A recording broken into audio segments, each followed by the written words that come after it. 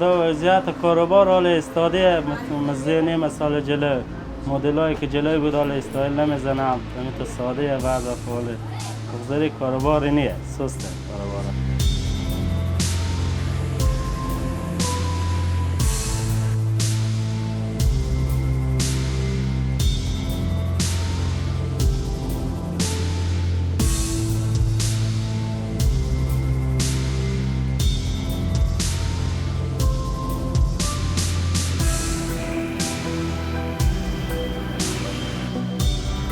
وضعیت در کل تغییر کرده، اسلامو کم شده، مردم حالت دینیه، یعنی اون مشتری که سابق داشتیم حال نداریم.